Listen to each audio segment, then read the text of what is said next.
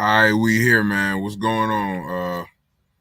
Urban Artificial Intelligence, early Sunday morning stream, man. I'm trying to go live, or I am gonna go live every day until I get monetized. Urban Artificial Intelligence, 1,800 subscribers and counting, 2 million plus views. I'm almost monetized, man. And I'm gonna tell y'all this. All the people on Facebook, all my people on Facebook, if y'all think that I'm spamming and I'm just sharing my shit too much, because I don't even use Facebook to communicate no more. I only use Facebook to stream my shit and to share my shit. So I'm gonna say this to anybody on Facebook that's watching this right now. If y'all are tired of me spamming my stuff, you might as well unfollow me now. Because when I get monetized, it's gonna get much worse. This is just the beginning. All right, this is just the beginning. So I'm not monetized yet. I'm more than halfway there. I need about 2,000 more watch hours. I've had this page since 2010, and I gave it a break. So I've been doing this YouTube thing for a long time, and I on and off. I stopped for a while, but I ain't gonna stop no more until I'm monetized. So right now I'm not monetized, and I'm streaming every day. I'm going to continue to stream every day, and I'm going to continue to use Facebook as a platform to get attention for my YouTube channel. So that's the only thing that I'm using Facebook for. So if you try to talk to me on Facebook, I might answer, I might not.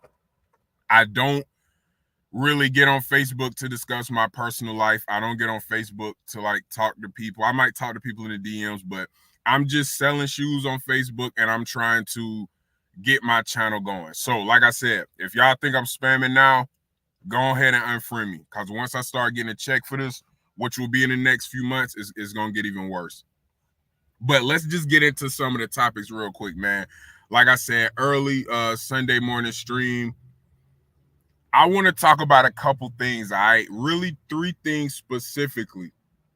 I'm probably gonna have some video game content later tonight, a little bit more lighter vibe.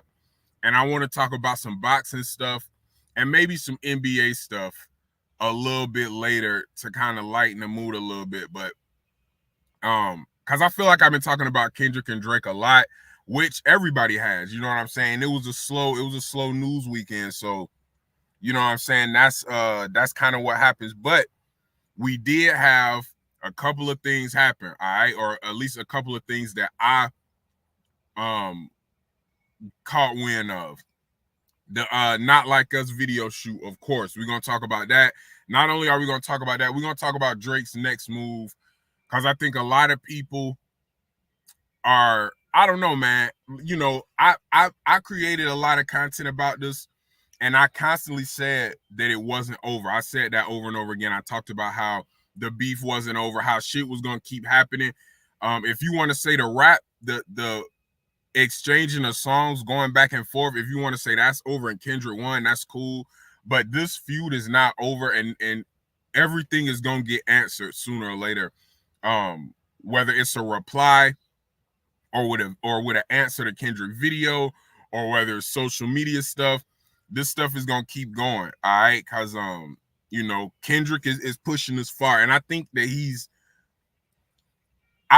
setting up for some type of promo run, and this is going to lead to a great album. But we're going to talk about that. All right. We also going to talk about, hold up, is my shit right? Okay, there we go. I like that better.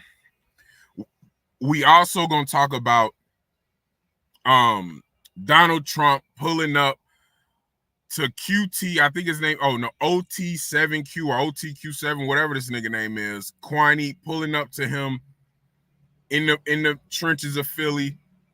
Listen, man, all the people who hate Donald Trump, y'all got to understand, this man is he's good at marketing. He's good at understanding what people like. He's good at being believable, and he's really good at getting people to buy into his message, okay? And for all the older black Democrats who hate Donald Trump, all I can say is y'all should expect more from Democrats. if Donald Trump can just come visit a couple rappers and get all the black people, not all the black people, but to dramatically shift the vote, the voting allegiance with just him visiting rappers, that means Democrats aren't doing something right. That means Democrats aren't doing enough. That means that Democrats have been doing the bare minimum and black people are still okay with it. Democrats can do whatever they want and black people will still vote for them. Joe Biden and Kamala Harris went on their campaign and then disappeared. And all black people can talk about is how bad Donald Trump is. Y'all not paying no more attention. I remember it was a time where you couldn't get on social media without black men and women talking about Biden and Kamala Harris. As soon as they got in office, all those people who flooded social media with Biden and Harris, they disappeared. They stopped talking about politics.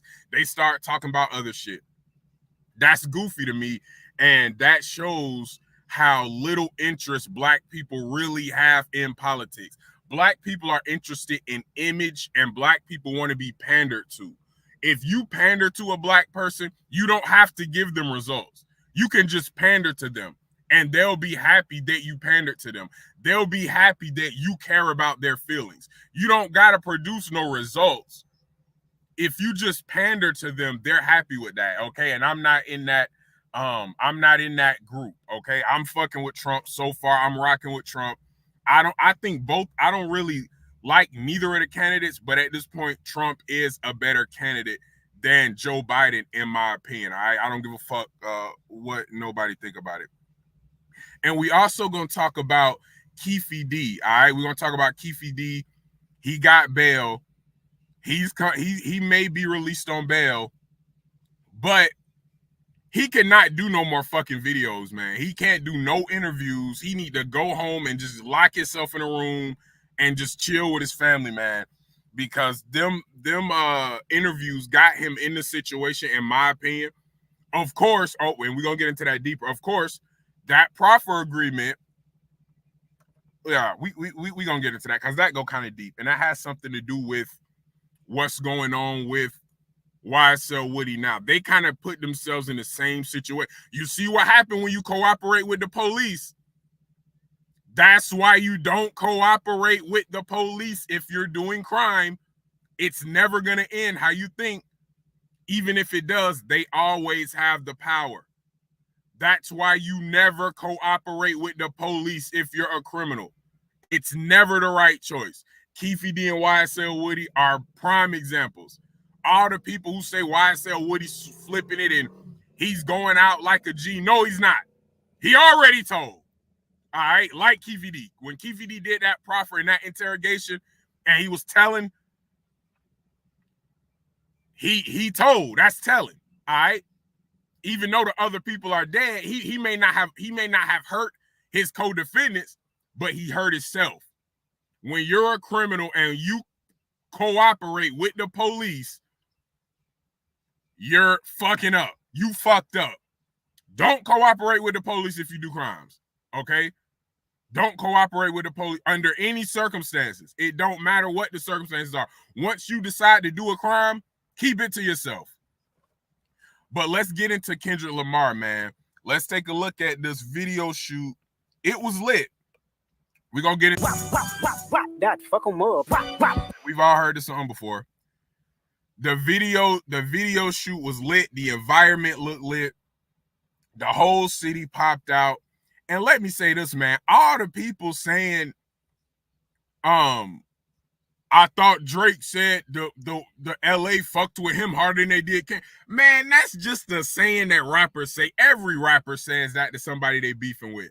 I could be beefing with a nigga from Africa. I could say South Africa fuck with me more than they fuck with you, and I ain't never been to fucking South Africa before. Nobody believed that when Drake said that. Nobody believed that Los Angeles loved Drake more than Kendrick Lamar. That's just a bar, y'all. Nobody believed that. Nobody believed that. That's just something that rappers say.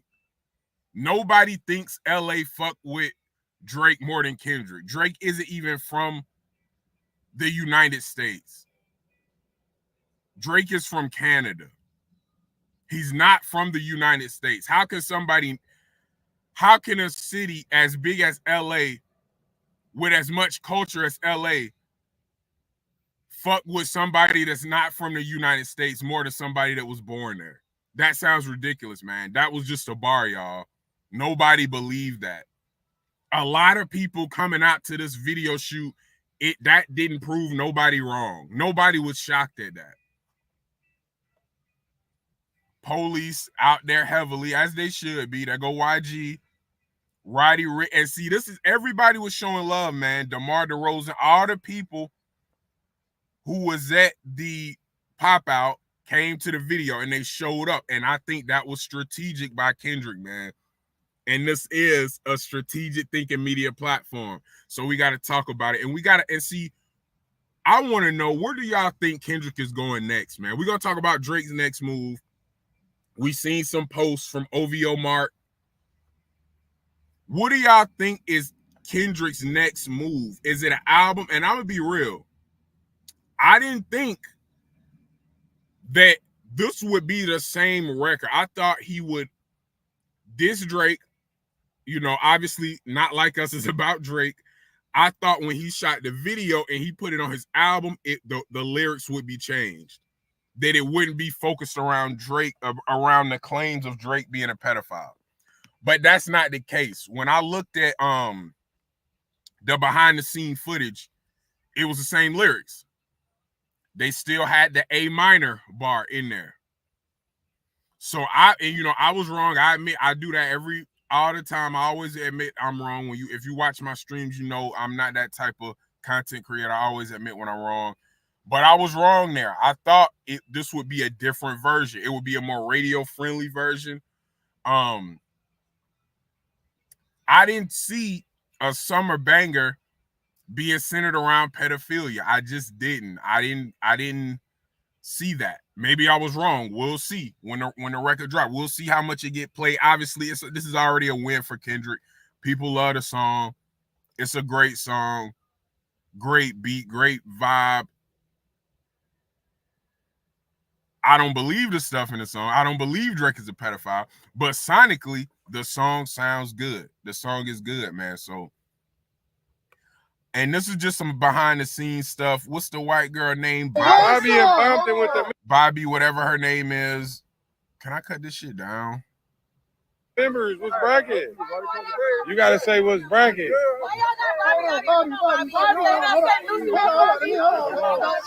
Hey, y'all. Can y'all tell me what? Somebody said that this was the troll Drake. What is important about this girl? I don't understand what the hype about this girl is. Why do black people have to parade her around like she's special? Gonna scare her away, blood. I'm gonna scare her away. See, what you mean? Y'all gonna scare her away? What do you mean? Like, who? Why is she? I mean, why are they treating her like Princess Diana or something? What is her significance in the culture? Why are black people so proud to be seen with this girl? Maybe I'm uninformed. I'm misinformed. Y'all let me know. Why do we care about this girl? Hey, Bobby. Say what's bragging, Bobby. Say what's Why are people so focused on like getting her acceptance? I don't get it. She's not saying what's bragging. He's begging her to say what's bragging. She's ignoring the motherfucker. She don't want to say that shit. bragging, Bobby. On Pyro. Why is she being entangled in gang? I mean, I get it. I know it's lighthearted, but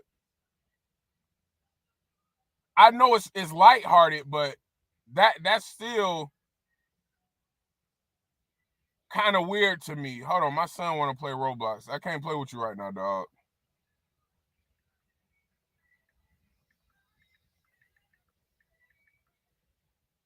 I can't play with you right now, bro.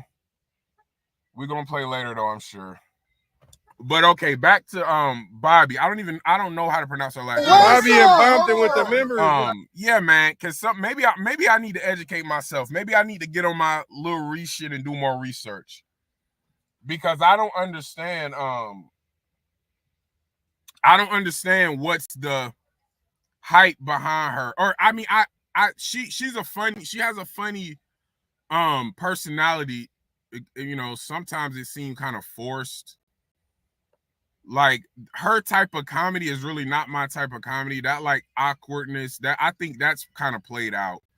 Once The Office started that shit, it's like people have been trying to imitate that type of comedy for like 20 fucking years. That shit's not funny no more, but she does create funny moments. But let me know, man. Y'all fill me in about this girl, cause I don't know much about her. But yeah, man, this video shoot was lit. If you did not go through that process, no worries. You just give them your name and they'll add you, and you good. This is cool, man. It wasn't nothing crazy going on. It looked very orderly. You know what I'm saying? People were, it seems like they were polite to each other. It seems like, you know, it wasn't no craziness. And that's what's up, man. But I want y'all to tell me, how do y'all think Kendrick's album is going to sound? That's what I'm interested in. Is this going to be a single off an album? You would think, I mean, he's shooting a video for it. And yeah, this doesn't look like no high dollar, you know what I'm saying, video. It's just, you know, him and DJ Mustard walking around the hood. It looked like they had a burger shop or something. So I'm not saying, you know, that the label or he himself or who's ever backing him, I'm not saying they broke the bank on this video, but I do think an album is coming.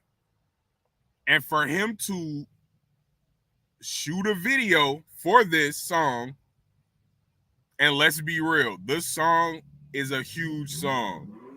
This song is, I think, bigger than any song on Mr. Morale. I can't even name a song off Mr. Morale. That's how little I listened to that album. I didn't enjoy that album at all. Or not, let me not say I didn't enjoy it. It wasn't for me. I listened to that album one time and never again. And I'll never probably listen to it again. But yet and still, I feel like this is single energy. That's what I'm trying to say. This is giving me single energy. It seems like this is some type of rollout. This is some type of rollout. All right, he invited all these people. He didn't invite them, but the whole city was involved. You know what I'm saying? This is some type of rollout, it seems to me, man. But I do want to touch on something else real quick.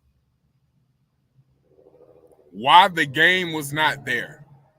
Is that a big deal to y'all? Now, I spoke to some people about this, and they didn't feel like it was a big deal to them. And I'm not going to say it was a big deal, but I'm not going to lie, man. I did think, why is Game not there?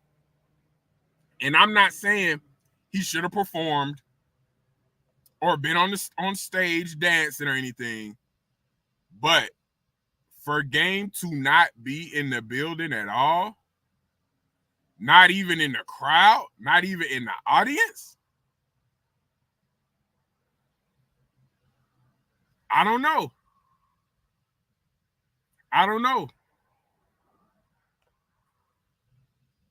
Game spoke on it.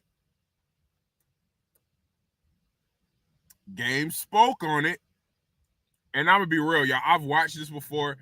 And honestly, he said a whole bunch of nothing. He tried to make it seem like he didn't care about not being there. But, bro, you talked for a while. And you really just seemed like if something happened, right, and it don't involve me, and I make a video response to it, and I'm explaining for 5 minutes why I don't care, that kind of defeats the purpose, man. But I'm gonna let y'all hear for yourself. All right.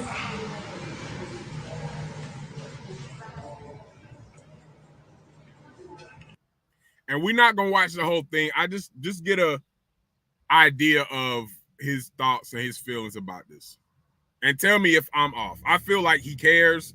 He's talking about how much he don't care, but he run down a whole list like, oh, I'm iconic on the West. I done did this for that person. I done helped this person. I done helped that. It sounds like you care, bro. Let y'all load back in here, man.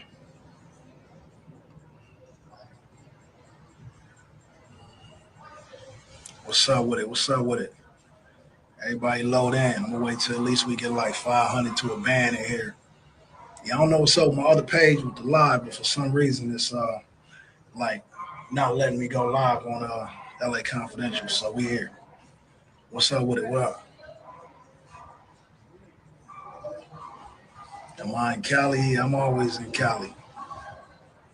I'm gonna let them. I'm gonna let them get in here. Let them pile in to All about right, 1,000. we're gonna fast forward this. I'm gonna say what I need to say. Can we I'm fast gonna get back forward? off this thing, man. You're seeing shit swirl around the internet, you know, and like sometimes, man, y'all gotta hear from the horse's mouth, man. Yeah, we almost there. We at 800, man. Ping all your friends and let them know. Game is live. I don't really even go live, but sometimes you gotta, you know, let motherfuckers know what's on your mind so they hear from you. So motherfuckers. And not let you know he was thinking about this. He just said you got to let motherfuckers know what's on your mind. This was on his mind. Him not being there, it bothers him. That ain't bad. Hopefully, all y'all having a good start to y'all summer and shit. About 30 more people, man, and we're gonna get it bracking in here. All right, so look, we hit a bando real quick. So look, check it out, man. Motherfuckers in my DMs and all on these these blog sites and whatnot, talking about, the West Coast ain't fucking with you and you ain't, you ain't this. Bro, who said that? Who said the West Coast not fucking with you, game? I didn't see that anywhere. I seen people wondering why he wasn't there, but shit, that don't mean the West Coast is not fucking with you. Do you feel that way? And you ain't that, and you siding with this nigga and that nigga. When the fuck y'all heard me say a motherfucking thing about who I'm siding with or this and that, nigga? I'll be in my own lane chilling, nigga, taking care of my kids. Nigga, you diss Rick Ross for Drake. That's not being in your own lane chilling, dog. That's not being in your own lane chilling. You jumped in the beef between Drake, Rick Ross, and you diss Rick Ross. The only reason that you're saying this now is because Rick Ross didn't respond, which that was a great strategic move by Rick Ross. That made the game look lame.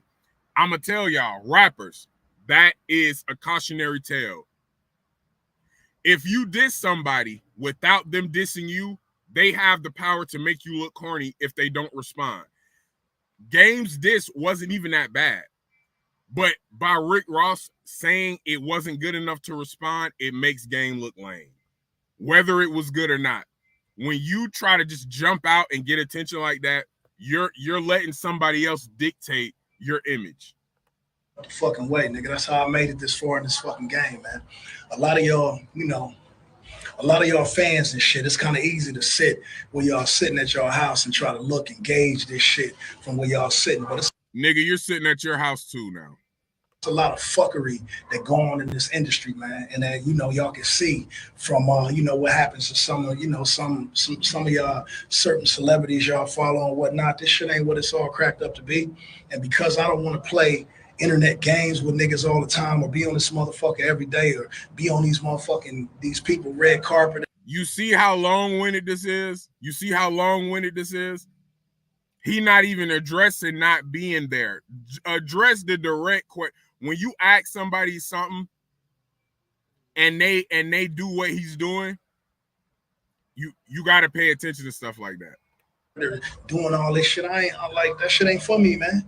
I got into the game thinking that this shit was gonna be one way and it was a whole other way. So I had to. Okay, but you've been in the game for 20 years, man. So now talking about how the game is this and the rap game is that, bro, you're a rap game veteran. You've been in it for 20 years. It wasn't bad enough for you to leave or for you to do something else. So why are you complaining? You're still an active rapper. it can't be that bad if you're still doing it. You know, that's like the people who, have you ever worked with somebody, they come to work every day, they complain about their job every day, but they done been there for 7 or 8 years? Leave, bruh. Leave. If you don't like it, leave. If it's not bad enough for you to leave, it's not bad enough for you to complain, because you're complaining and you're not doing shit. You're just talking. If you don't like the job, find another one. Don't bitch every day at the job.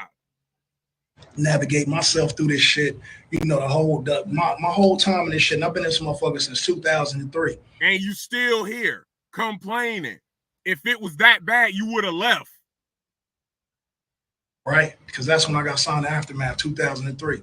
I've been in this shit since 2003, being a solid ass nigga to everybody, nigga. And if you ask anybody, you know, anybody that really know me that's in this motherfucking industry, and I'm talking about anybody, nigga, you could ask go ask Dr. Dre, man. Like, sit Dr. Dre down and really ask that nigga about who I am. Like we could just go sit Dr. Dre down and talk to Dr. Dre. You're saying shit that we will never know. When do you think Dr. Dre is gonna have a sit down about the game? He's just talking. He's saying shit that will never happen. What the fuck does your relationship with Dr. Dre have to do with you not being at the Kendrick video shoot? Why are you going on a tangent about your whole career as a rapper? You know why? Because he cares about not being there. That bothered him. I am and my character, and you know, like what he really feel about me at the end of the day as a man, nigga. Fuck an artist and all the rest of that shit, nigga. Talking about as a man, nigga. You know what I'm saying? R.I.P. my nigga Nip. But ask Nip, if you could ask Nip himself, he would have told you, and he did tell you out his own mouth, nigga, what, you know, I contributed, you know, to his career from the beginning, bro. From the beginning of this shit. Bruh, this is what makes people feel the way they do about game, man. All these rap trying to prove how important you are. Feeling like you have to constantly tell people all the things you've done and how important you are. If we know, then we know. You shouldn't have to constantly tell us. You shouldn't have to constantly explain yourself. Who gives a fuck what people think, man? You a West Coast legend. Let it be. Constantly trying to tell people your value, that's not the way to go, man. On the West Coast, nigga, coming straight out of West Side, Cedar Block, Bompton, Piru, which is still my hood to this day. Nigga ain't never slacked, they never ran, they never did nothing but throw this shit up, nigga. I took that Cincinnati hat worldwide, nigga. I put on for Compton, nigga, and I put on for the West Coast, nigga. And you sound like you mad you were left out of something, bro. What does that have to do with anything? Top Dog know what it is. Kendrick know what it is. So why you wasn't there? Why even say Top Dog name? If he know what it is, why you wasn't there? Nigga, YG know what it is. Mustard know what it is. Ty Dolla $ign know what it is. Dr. Dre know what it is. Snoop know what it is. You named a bunch of people that was actually there, nigga. You wasn't. Nigga Hit Boy know what it is. My nigga Dom Kennedy know what it is. All the powers that be on the West. See, he's naming people who are at the concert and at the video shoot because he feels some type of way because he wasn't there. Why are you specifically naming those people at that function? Why even say their name? What did Dom Kennedy, why say Dom Kennedy name? Why say Ty Dolla $ign name? Why say Dr. Dre name? Because you wasn't there and they were, and you feel a type of way. That's a fact, Louis reacts. Salute. Neither of them was there. Why not? That's a fact, Louis. Salute. Shout out Louis reacts. West Coast. And I hope RJ, nigga, everybody, nigga. You know what I'm saying? Everybody on this motherfucker know what motherfucking Chuck Taylor is and what I am. And you know what I've done for the West Coast, nigga. Draco the Ruler know what it was with me, nigga. You know, we chopped it, nigga. We was in the studio, you know, RP. So one thing I hate is when a West Coast motherfucker that I fuck with lose their life. That shit ain't cool to me. Man, what do Draco the Ruler got to do with this? I will say this though. If Draco the Ruler was alive, he would have been there. I had a conversation with somebody who was like, nah, his ops was there. He wouldn't have been there. Nigga, Ye would have. Ye would have. The whole stink team would have been there if Draco the Ruler was alive. Trust me. Trust me. And there was a whole bunch of ops there together, but they was all singing and dancing together that night. If Draco the Ruler was alive, he would have been there. 100%. That shit ain't cool to me. It's cool to y'all. Y'all like to pit niggas up against each other and then go under the motherfucking, the comments and shit, put RIP this and RIP that when a nigga die, and then tell a backtrack on your motherfucking, on your gaslighting ass fanhood, you know what I'm saying? And tell a nigga, oh, y'all should have squashed that and y'all should have been bigger than that. Nah, man, a lot of y'all motherfucking fans be the reason this shit is all fucked up. Now it's the fans' fault. Now it's the fans' fault. As far as the motherfucking Kendrick and Drake shit, nigga, that's Kendrick and Drake shit, nigga. You know what I'm saying? Kendrick do his shit, and what he did last night, nigga, that shit was amazing for the West Coast, nigga. I sat back and I watched it, nigga. I ain't have to be there, you know what I'm saying, to think that the shit was motherfucking cool and major. That's cool, nigga. I think it's a dub for the coast. I think that what K-Dot did for a lot of West Coast niggas last night. Louis reacts. I didn't see that. I'm gonna have to go find that. We may have to chop it up after this live. I didn't see that. I gotta go find that. Cause that's a fact. I never heard Game say shit about no baby. That's interesting. It was hard as fuck, nigga. I think it was hard. I think it was dope of him and big-hearted of him to do that shit for niggas. You know what I'm saying? But that nigga learned that shit on the way up. The same way that he looking out, nigga. Niggas didn't look, nigga, Snoop looked out for me like that, nigga. I looked out for motherfucking Kendrick like that. I looked out for Nip like that. You know what I'm saying? I looked out for Top Dog before it was, Top nigga. Top Dog wanted to motherfucking give me half a Top Dog. I didn't want nothing from niggas though, bro. Hey, you see, do y'all hear what he's saying? Top Dog was gonna give me half a Top Dog, but bro, what does that have to do with anything? We don't even know if that's true. We don't know if that's true. Even if it was, why bring it up? Why even bring that up, bro? You sound salty. What does Top Dog was gonna give you half a Top Dog ENT? Why? Why? Explain why. Let's see if he explains why. I just wanted to push niggas in the right direction. Nip asked me personally. Of course not. He's just gonna say that part and then move to something else. Why did Top Dog want to give you half a TDE? Explain that, Game.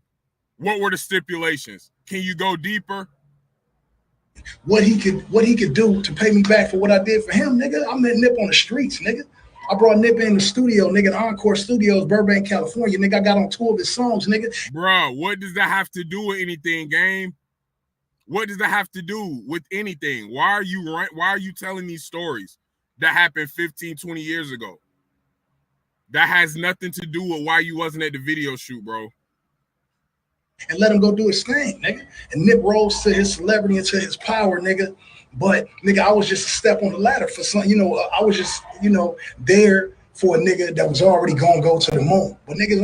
And I salute that if it's true, but why are you trying to infuse yourself with the early beginnings of TDE, with the early startup of Nip? Bro, those are 2 different movements, man. Why are you trying to take credit or involve yourself in that? Saying that TDE wanted to give you half of, saying Top Dog wanted to give you half of TDE. When you say things like that, you need to elaborate on why. That's a big deal. Why are you not elaborating on why? Why are you just saying that and then just skipping past it? Because you just want to hear those words come out of your mouth. What's the reason? I ain't gonna try to strike Chuck Taylor, nigga, and say I ain't do what I did, nigga. I looked out for everybody on the coast, nigga. Ask Glasses Malone, nigga. Ask anybody that you can ask, nigga. You go ask Big Boy, DJ Head, Fuzzy, nigga, anybody about motherfucking Game, Chuck Taylor on the West Coast, nigga. I ain't did nothing but look out for niggas. That's all I did, nigga. Put on for my city. I took Compton around the world, nigga, and I did this shit for years, nigga. I did this shit for years. On my own, nigga. Every motherfucking beef, battle, motherfucking shootout, anything that came towards the West Coast or Compton, nigga, I stood up on that shit, nigga. Me and my niggas. You know what I'm saying? Everybody know this shit. And the internet and motherfucking, IG, Instagram, and Twitter and all these, fuck. The platform that you're on right now, right? So go ahead and talk shit about the platform that you're currently using. ass motherfucking mixed emotions ass, fucking dick hopping ass nigga apps and sites is what fucked this shit up, man. This shit used to be smooth as shit. So why you on it? If these apps fuck shit up, why you on it? So yesterday, when I look at, what Dot did for the city, nigga, I personally thought that shit was amazing, nigga. He didn't have to do that, but he did it, nigga. And I thought the shit was dope. As far as my relationship with Drake, nigga, Drake is my brother, nigga. I fuck with Drake. Nigga, if I call Drake and I told the nigga I need this or I need that, nigga, he gonna do it. If I tell him my kids want concerts, tickets, nigga. That's a bet, Louis. Salute. Appreciate that, man. I'm gonna definitely take a look at it for sure. Good looking on that. He gonna, nigga, they in that bitch, nigga. You know what I'm saying? I'm a father first, nigga. And my loyalty is what motherfuckers is loyal to me. You know what I'm saying? If you conspiring, hating, and talking shit behind my back, then it's fuck you, nigga. Listen, man, I'm not gonna play this whole thing. Game had an issue with Dre. I don't know where their relationship went wrong. It really stopped during the 50 Cent shit. When Dre and 50, or excuse me, when Game and 50 went at it, Dre sided with 50. That's when Game kind of stopped fucking with Dre, and he stopped fucking with heavy with the West Coast people who was aligned with Dr. Dre. Dre took 50 Cent side over Games in that beef. I guess Game, for whatever reason, thought that Dr. Dre, because they was both from California, that Dr. Dre was gonna fuck with him over 50. But I'm pretty sure he knew 50 longer.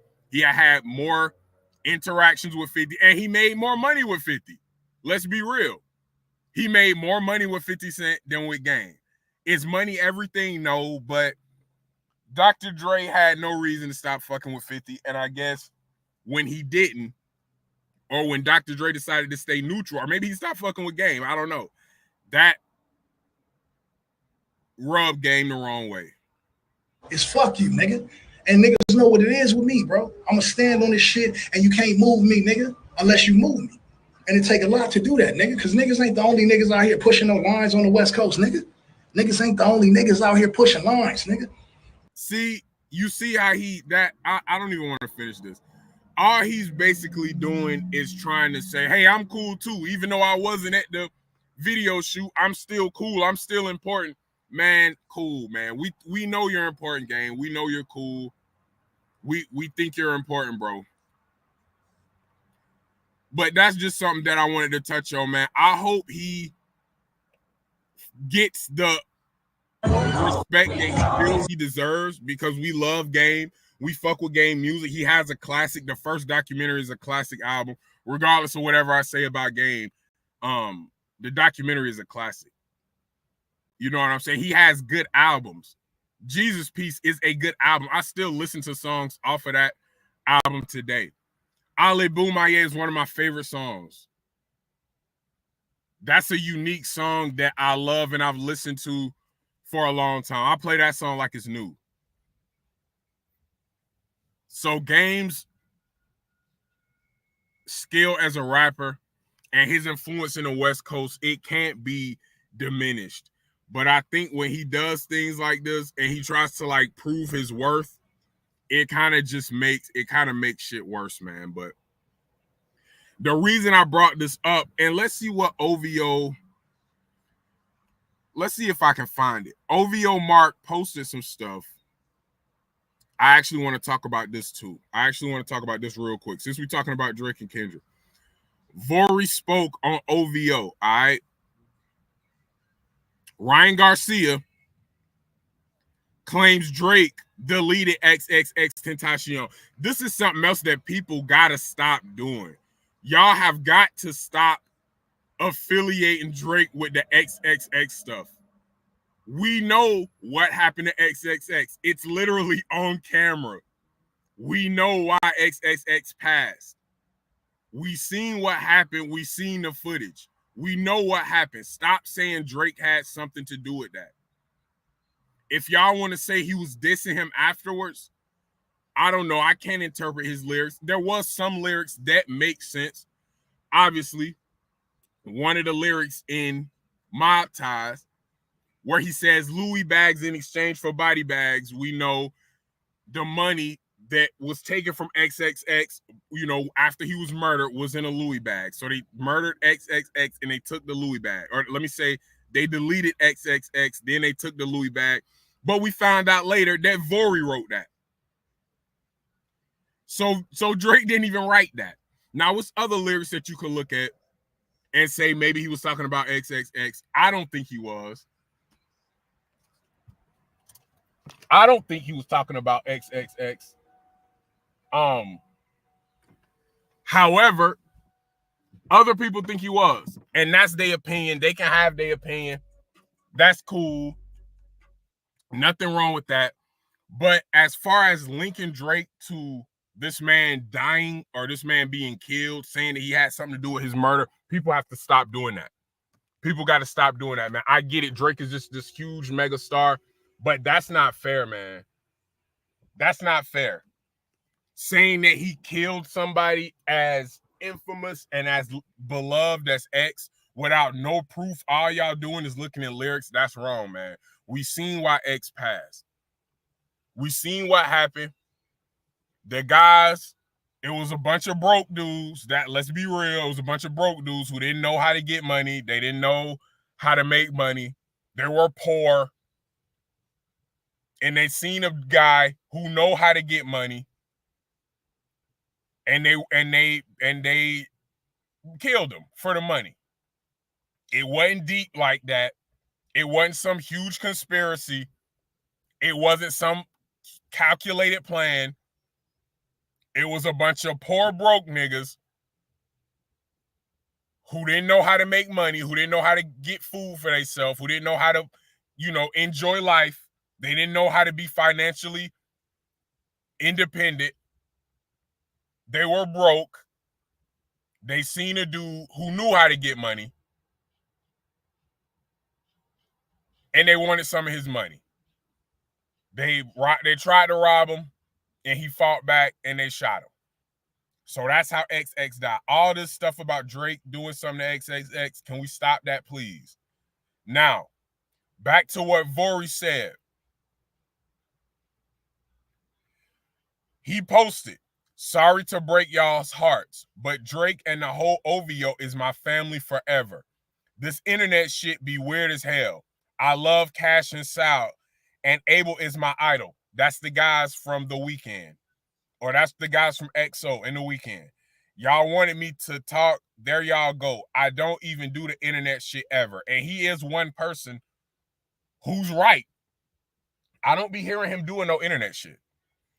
I don't feel the need to clear the air for some little ass, pervert ass teenagers jacking off on computer screen about bitches they never could touch in real life. I don't know what that's about. Like, be for real. Okay, I don't know what jacking off to bitches on the internet have to do with this. However, I get what he's saying. He's basically saying the people who are making these claims, these wild claims about Drake and stuff, are people who aren't really in touch with reality. And I have to agree to some extent. That he's right. I have to agree to some extent.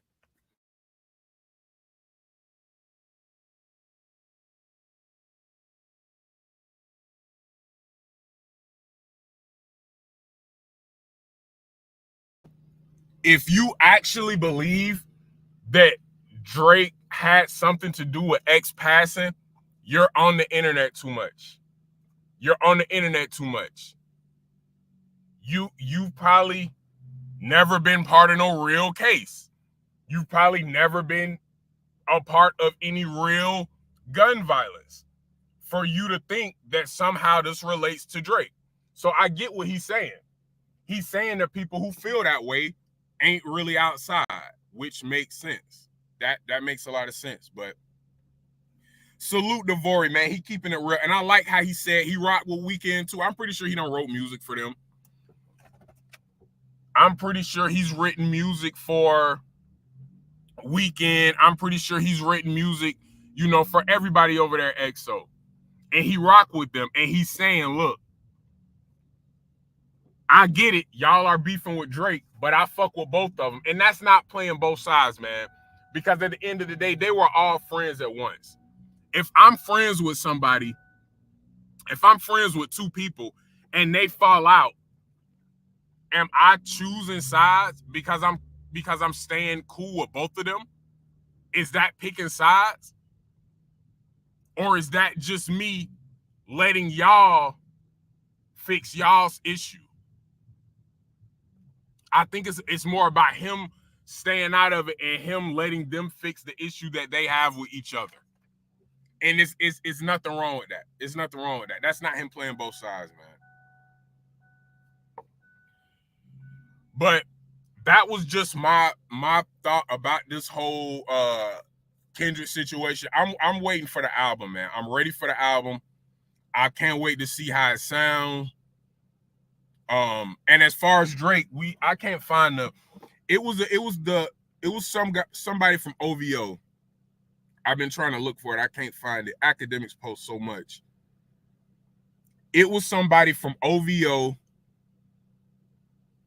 who he posted Drake and some revenge stuff. Here it go right here. He posted this picture with, no, not this picture, or he did post that picture, but it was another picture that he posted with Drake and some revenge stuff. And I guess he was basically telling people that Drake is set on getting revenge. Drake is in revenge mode. I don't know if this is true. I don't know. He could just be saying that to, you know what I'm saying? He could just be saying that to keep people locked in and keep people expecting something from Drake. I don't know. I'm not 100% sure. Either way, something is coming. Something is coming from Drake. Like I say, I don't know what it is. I don't know when it's coming. But something is definitely coming, man. This is not over. I think we got a little while until it is. Man. But I do want to talk about Donald Trump for a little bit, man, and just the Republican Party as a whole. Let's take a look at this. He's got so much cash he doesn't know what to do with it. OT7 Kwani. OT7, where are you? How many people do y'all think at this Trump rally know who this man is?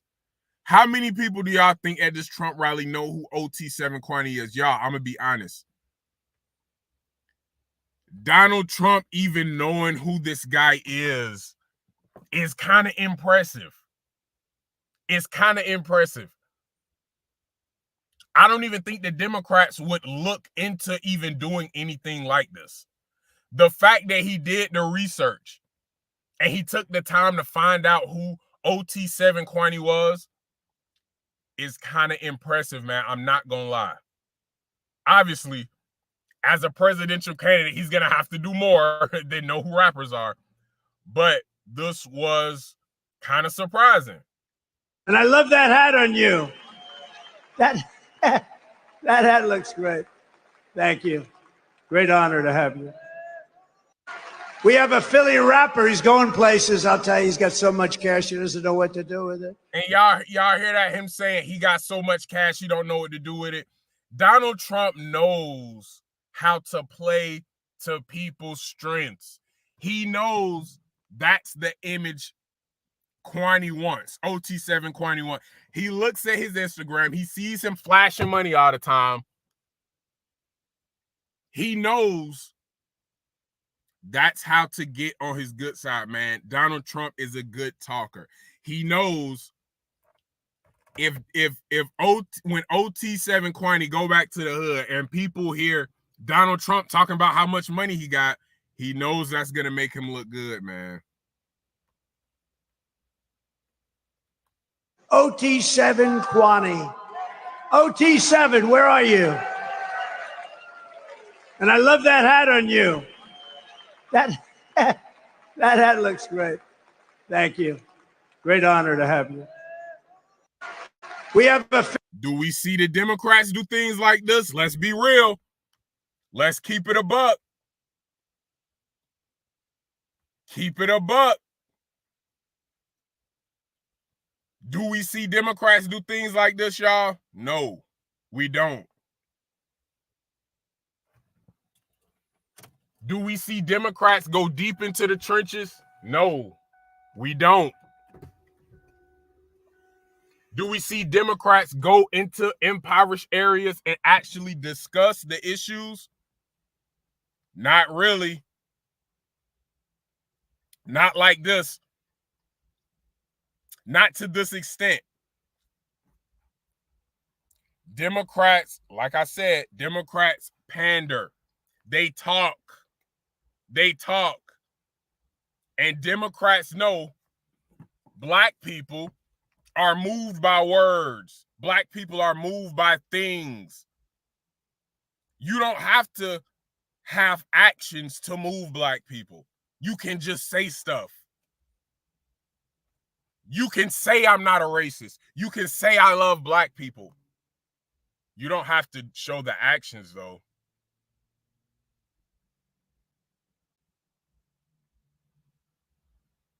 You can just say it. If you're Kamala Harris, if you're Joe Biden, you can just say black girls rock or black women matter. You don't gotta actually produce actions. They know that. They know that's how the Democrats are. They know that's how black people are.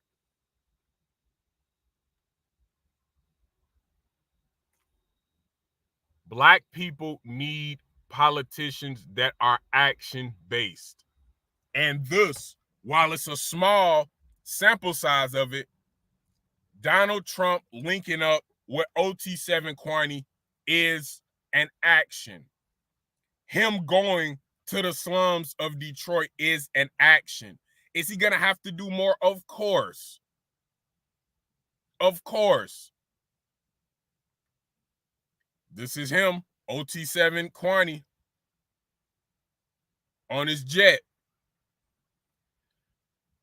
The caption reads, Trump pulled up to Philly and linked with some real ones. OT7 Kwani. Trump done pulled up to the Bronx, Harlem, Philly, and everywhere else and tapped in with real members. Do y'all give him props or not? Listen, man. I'm not a political expert. I don't even really like politics. I've never voted in my life. Not once. Don't care to. The only reason I'm considering it is because at this moment in my life, I have more money in the stock market than I've ever had before. So, the money that I have in the stock market is going to go to my child, and it's going to go to my nieces and my nephews. So it's important that whoever is the president during this time in my life where I'm working as hard as I can and I'm putting all this money into the stock market, I need it to flip. I need it to double or triple. I'm going to vote for whoever I think can do that. I don't give a fuck who it is. Whether you're a Democrat, whether you're a Republican, whether you're independent, whether you're a communist, whether you're a socialist, whether you're a man, a woman, a tranny, gay, straight, I don't give a fuck. If you can help my portfolio grow, I'm voting for you. I think Donald Trump can do that. That's why he is the front runner to get my vote at this moment in time. Having said that, I still think Donald Trump does goofy shit. I think all politicians are goofy. Let me say that. Not goofy, but most politicians are not for the people. That's what I'm trying to say. If you're a politician, you have a mindset where you want power. If you're the president or if you're a high-ranking official in the government, your mindset is being power hungry. So I'm not looking for no savior. I'm going to help the presidential candidate who can help me help myself. If you can positively affect the stock market, that's who I'm voting for. When Donald Trump was in office, My portfolio looked good. I'm going to be real. I didn't make the best decisions after that. When Biden was in the office, it didn't look as good. I'm not saying that's Biden's fault. What I'm saying is politicians are selfish and they're self-serving. So when it comes to my vote, I'm going to be selfish and self-serving. I'm going to pick the person who helps me. I don't give a fuck what Trump said about anything else. I don't give a fuck about Trump as a person. I don't care about his politics on race. I don't care if I don't think Trump is a racist. Because growing up, I heard rappers talk about him. I seen him on Fresh Prince. I thought he was cool until recently. Now he's considered a racist. Whatever. Even if he's a racist, that's his business. He can be a racist if he wants. I don't care. People can do what they want. It's a free country. As long as you don't physically touch me or you don't physically harm me, you can do whatever you want. My livelihood and my financial stability is based on the things that I do. There's not a politician that I'm looking to save me. There's not a politician I'm looking to that's going to make my life better. Only I can make my life better.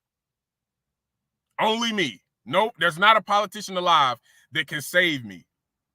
Because politicians aren't thinking about saving people. They think about helping themselves and their family and their friends. That's how I think too. I think about me and my family and my friends. That's why I'm fucking with Donald Trump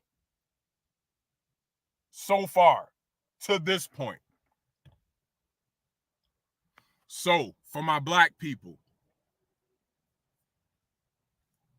actually, let's do this. Let's do this. Co-pilot, let's do this, man.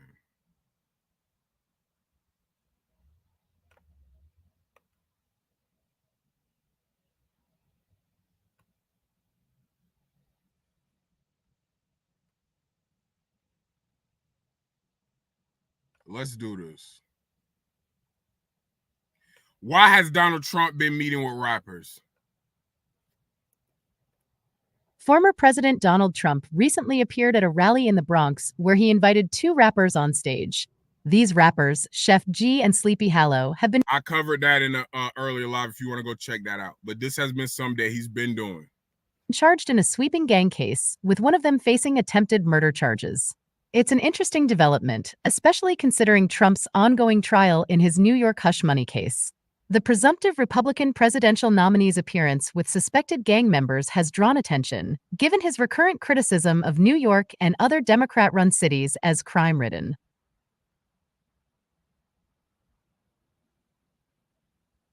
Now, let's take it a step further. How has his appearance been received by the public? Public reactions to Donald Trump's appearance with rapper Chef G and Sleepy Hallow have been mixed. Some view it as an attempt to connect with a younger audience and diversify his image, while others criticize it as a political stunt. Given the ongoing trial in his New York hush money case, this move has drawn significant attention and speculation. Now, we see he got a hush money case. We're going to get into that. Some people feel like he's doing this as a political stunt. He's just trying to link with rappers and, you know, rappers, street figures, rappers, to soften the blow on his own legal issues.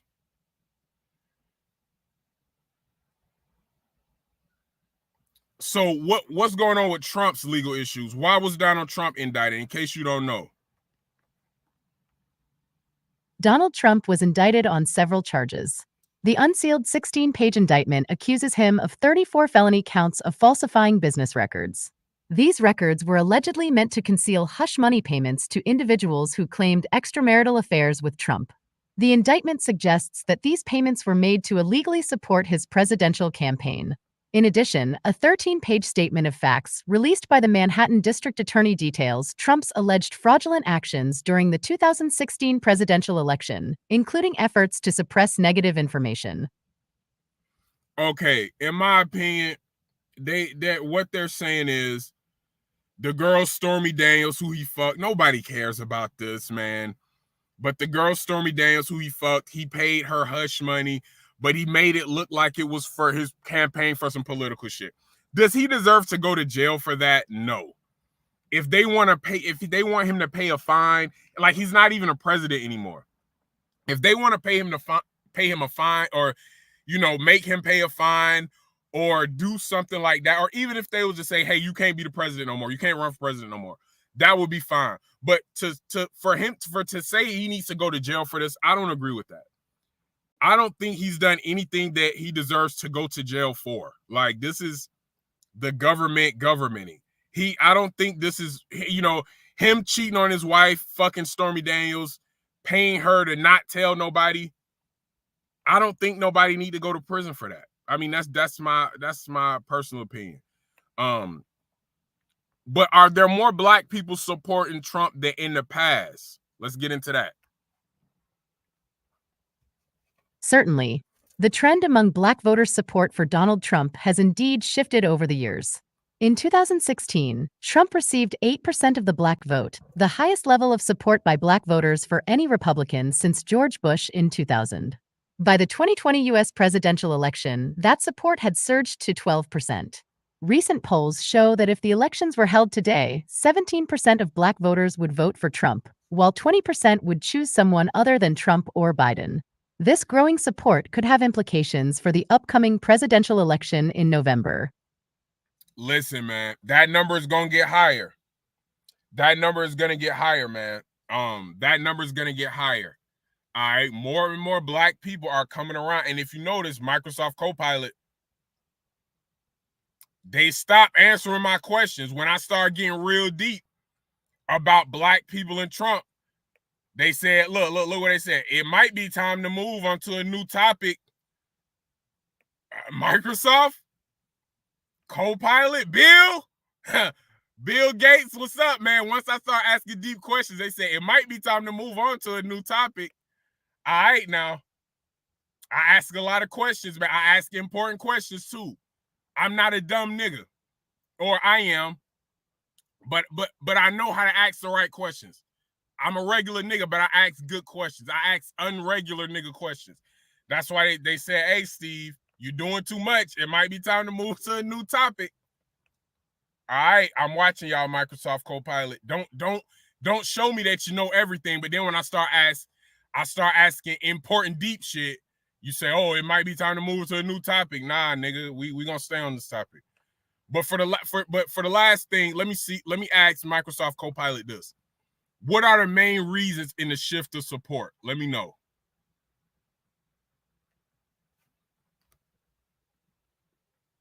The growing support for Donald Trump among black voters can be attributed to several factors. Criminal justice reform and HBCU support. Trump's administration passed the First Step Act, a criminal justice reform bill, which resonated with some black voters. Additionally, his support for historically black colleges and universities, HBCUs, has been highlighted during his campaign. Economic conditions. Before the pandemic, Trump touted the record-low unemployment rate among black Americans as evidence of improved economic conditions under his watch. Dissatisfaction with Democrats. While black voters have historically identified with the Democratic Party, recent polls show a decline in support for Biden among this group. Only 63% of black voters say they will support Biden in the upcoming election, an all-time low since data collection began in 1999. These factors could impact the upcoming presidential election, especially in swing states. So there you go right there. For all the people who say, what did Trump do for black people? Trump don't do nothing for black people. You can just simply go to Microsoft Copilot and I'll probably go live about this tomorrow, where I'm gonna talk about Joe Biden bitch ass too, and Kamala Harris, that big head bitch too. I'm gonna get deeper into that. All you got to do is go to Microsoft Copilot and type in, what has Trump done for black people? What has Biden done for black people? What has Kamala Harris done for black people? and they'll tell you. They'll give you the rundown, all right? So, I already been live for an hour, but we got to talk about Kefe D, man. That's the last thing we're going to speak about is Kefe D. And, you know, the Kefe D thing, listen, man, when you cooperate with the police, this is what happens. Police do not like criminals, man. Police do not like criminals. When you cooperate with the police, regardless of what they tell you, they don't like criminals, man. They see criminals as their ops forever. No matter how much you help them, no matter how much you tell, if you tell and then you brag about a crime, they're going to find a way to lock you up for it. Now, I'm on X, formerly Twitter. Salute the art of dialogue. We're going to take a look at this. Kefe D, the man accused of being behind Tupac's murder, has secured the money to post $750,000 bail, which could result in him being put under house arrest until the Tupac murder trial begins. Yes, there will be a Tupac murder trial. So, content creators like me have another chance to make some money, to get monetized, and I will do that because there's going to be a whole trial around this. Now, I'm not making light of this situation. Tupac was a legend. I grew up listening to Tupac. I remember when Tupac passed, my god sister cried. I watched her. She cried when Tupac passed. It was a big deal when he passed. It was a big deal when he passed. He passed in, I want to say, 96. So I was 8, I think. I was 8 or 9 when he passed. So it was a big deal. I was more of a Biggie fan at that time. So I'm not gonna say I didn't care, but I didn't know how I didn't know how big he was really until he passed. I knew he was a top rapper. But when he passed, I was like, damn, this is crazy. Everybody loves this man. So I'm not making light of this situation. I'm not downplaying. I'm not trying to make, jokes about it, but I will be covering it thoroughly. All right. So I will be covering the trial thoroughly. So let's see what's going on with Kefe D. We have breaking news from our 8 News Now investigators. The man accused of being behind the murder of Tupac Shakur has secured the money he needs to post bail. Dwayne Kefe D. Davis was arrested last September after authorities raided his Henderson home. The 8 News Now investigators learning that he has now the $750,000 needed to post bail, which could put him in house arrest pending trial.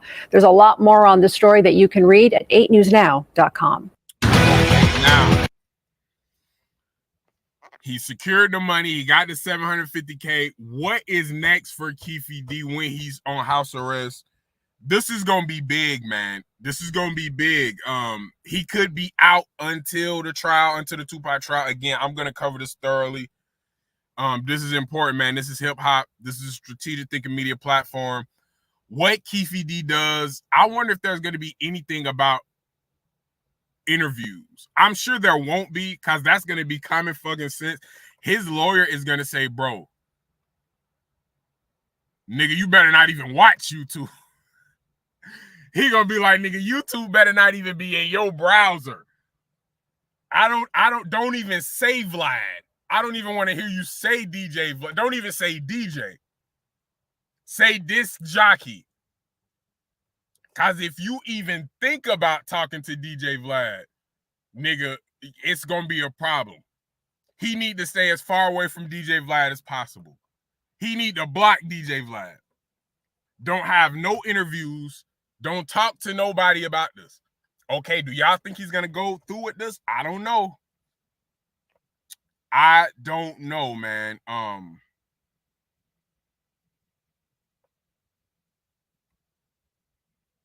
I don't know. So these are old clips. All right. So he's just been in jail this whole time. So it's not a whole lot going on. It's not a whole lot of new information. He got bail, which is a big deal, but it's not a whole lot of information about this. I'm anxious to know when this trial begins, because he's been in a Las Vegas jail. So he hasn't been in a California jail. He's been in a Las Vegas jail. Now, before we bounce, we gonna give a little backstory real quick, just in case, which I'm sure everybody knows who Kefe D is and how he's implicated. But just in case you don't, of course, Copilot can tell us. Did Kefe D get granted bail? Yes, Dwayne Keefe D. Davis has been granted bail. He informed the court that he can now pay the $750,000 required for his release ahead of his murder trial in connection to the 1996 killing of rap legend Tupac Shakur. Davis, who has pleaded not guilty, has been jailed since his arrest in September and is now scheduled to appear in court on Tuesday, June 25th at 9 a.m. for the hearing where Judge Carly Kearney will set the conditions for his release. In multiple interviews over the past 3 decades, Davis has admitted to being one of 4 people in a white Cadillac from which the shots that killed Tupac were fired, but he claims it was his nephew, Orlando Anderson, who shot Shakur. Okay, now we're going to get into this, how this whole thing started real quick. Microsoft Copilot is going to chop it up and give us some good information real quick. But let me say this. I will go live as soon as I get off work Tuesday. Now, he's going to appear in court Tuesday, June 25th at 9 a.m. So when the verdict comes, I'll still be at work. But once I get off, I'm going to go live and talk about it. I'm pretty sure he's going to get released because he's secured the money. Or at least that's what he told the court. And I'm sure he has a lawyer. And his lawyer would never let him say that he secured the money if he didn't. So there's some type of proof that he does have the money. Or there's at least some type of paperwork saying that he either has the money or he can come up with it. By Tuesday, June 25th, or in the near future, all right? Or, from Tuesday, June 25th. Now, he talked about his nephew, Orlando Anderson. Who else was involved in the 1996 shooting that resulted in Tupac's death? Let's get into it. The 1996 shooting that killed Tupac Shakur involved several individuals. While Dwayne Keefe D. Davis has admitted to being in the white Cadillac from which the shots were fired, he claims it was his nephew, Orlando Anderson, who pulled the trigger. The incident remains a complex and controversial part of hip-hop history, with various accounts and theories surrounding it. The reason that it's various accounts and theories surrounding it is because everybody else in that white Cadillac is dead. That is what makes Kefe D so important, y'all. That's why his interviews have millions of views. That's why his book has sold so many copies, which I never ordered his book, but I've never got around to it. It was other people's book who I ordered first. But he was on my list of books to get. But that's why he's so important, y'all. For people who don't understand, and a lot of people say, well, why is he important? He wasn't the one that did it. Orlando Anderson did it. Why is Kefe D important? Kefe D is important because he was in the car and he's the only person alive that was in that white Cadillac. So nobody else really has that point of view besides him. So that's why everybody holds on to every word that he says. That's why Vlad constantly has him on his interview. And Kefe D, man, I discovered some of his interviews in 2020. I had COVID. I was in my apartment sick for days. I couldn't get out of bed. I remember watching Kefe D interviews, and I laughed for the first time in weeks because I was feeling so sick with COVID and I was so fucked up. I could barely move. It wasn't like I was gonna die or nothing. I knew that, I was gonna be good, but I was just sick with COVID, you know what I'm saying? And I knew it would pass, but I hadn't smiled or laughed in weeks. But I was laughing at Kefe D interviews. So I fucks with Kefe D to an extent, because that, when I think about Kefe D, that's what I think about. I think about being sick by myself in the bed, feeling crazy, and watching his interviews on my computer and my phone and like laughing. And it felt weird to laugh because I had not laughed or smiled in so long because I was sick. But he's a very entertaining dude. He reveals too much information. He talked too much, but he's a very entertaining dude, and he's good at storytelling. All right, so let's hear a little bit more about Orlando Anderson before we get out of here. Orlando Tive Baby Lane Anderson, born on August 13, 1974, was an American gang member associated with the Southside Compton Crips. He gained notoriety as a suspect in the murder of rapper Tupac Shakur. Anderson's life was tragically cut short in May 1998 when he was killed in an unrelated gang shootout at the age of 23.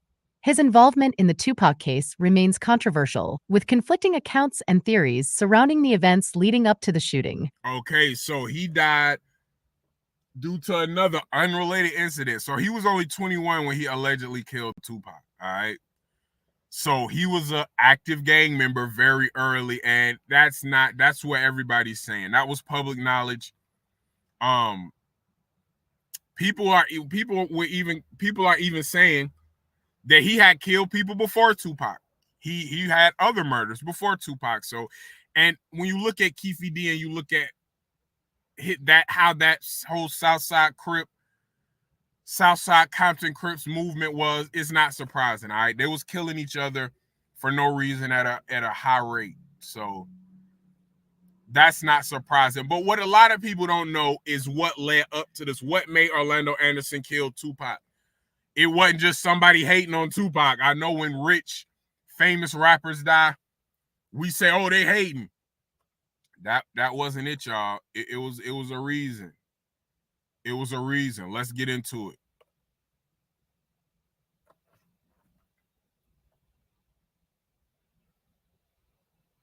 Orlando Tive Baby Lane Anderson, a member of the Southside Compton Crips, became a suspect in the murder of Tupac Shakur due to a series of events.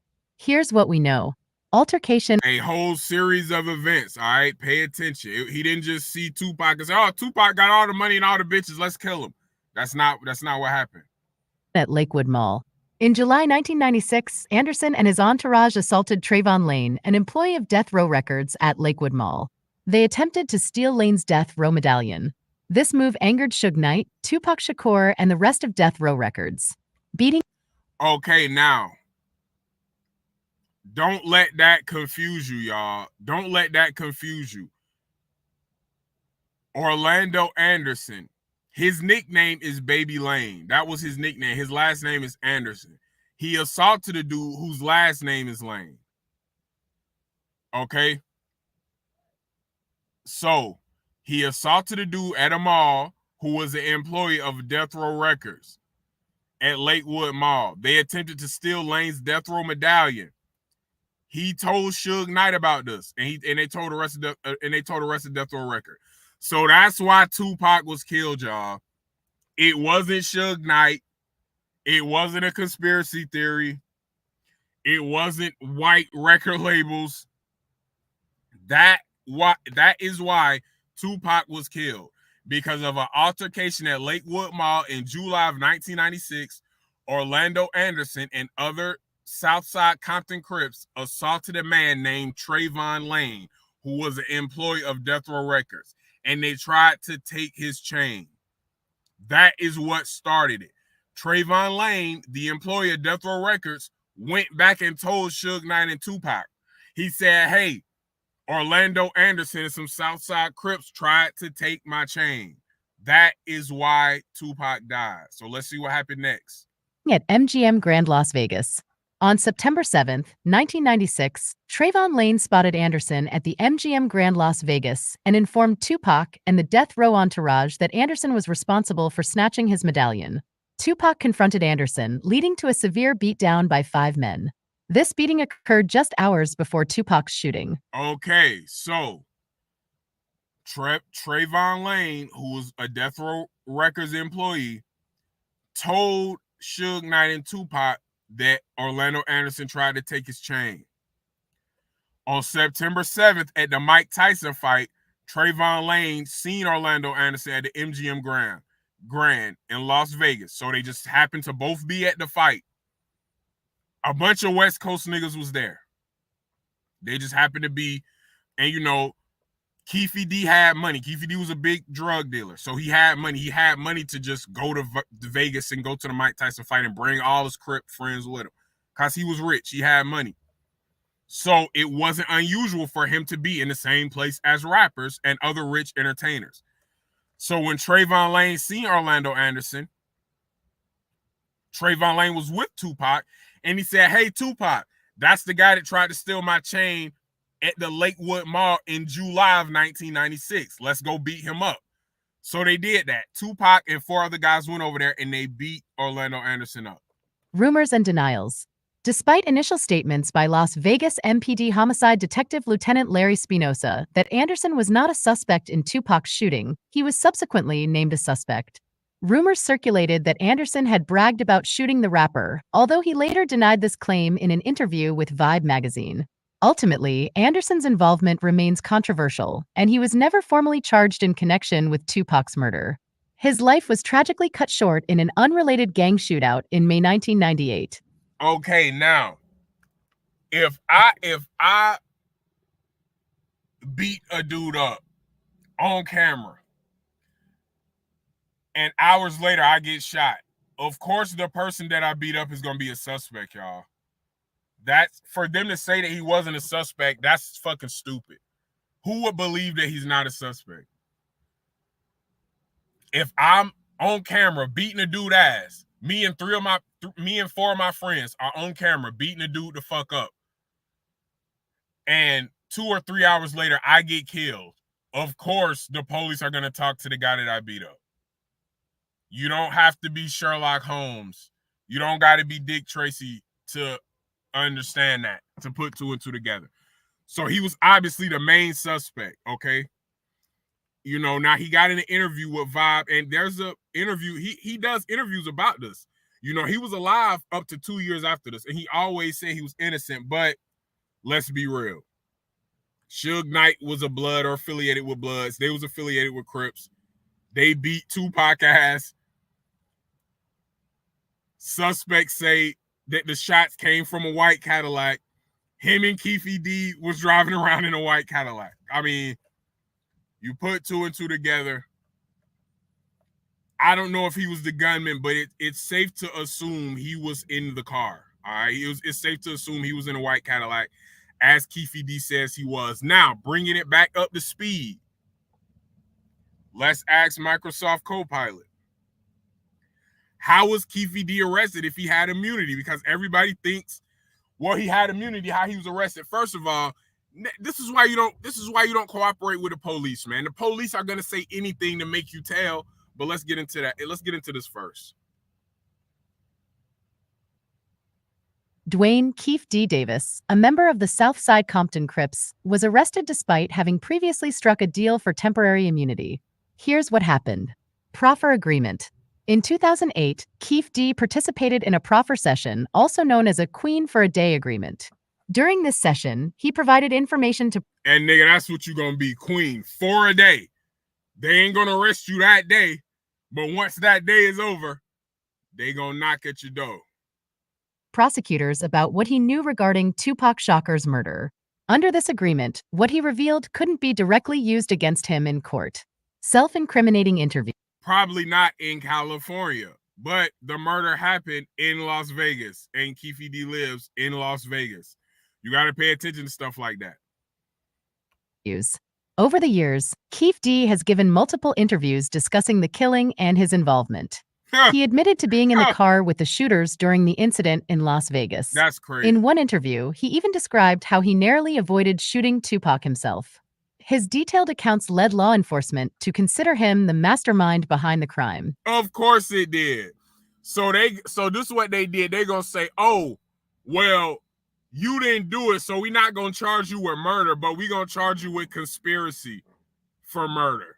You see how that works? Y'all see how that works? This is why if you do crime, don't talk to the police. We've seen this happen to people before. This is what's going on with YSL Woody right now. He is not helping Young Thug because he's already told, if you do a crime, don't cooperate with the police. It's never gonna end well unless you're okay with being a snitch.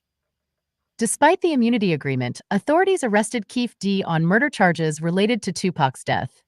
Despite the immunity agreement, authorities arrested Kefe D on murder charges related to Tupac's death. So they're going to word it to where, well, we're not going to give you capital murder. We're not going to give you first degree murder, but we're going to give you something that still got a whole bunch of fucking time that's related to murder. This is why you do not cooperate with the police if you're a criminal. His case remains a complex part of hip-hop history, intertwined with conflicting accounts and theories surrounding the tragic event. Now, there we go. So, Kefe D, we gonna wrap this up, man. Thank y'all for rocking with me. This is one of the longest lives I've ever done. This shit is getting easier and easier. Easier and easier.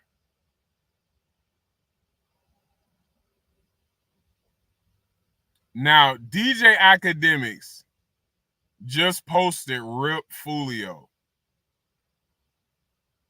If Fulio is dead, I'm about to be right back on this motherfucker. Let me end this really quick and confirm this. Thank y'all for rocking out with me.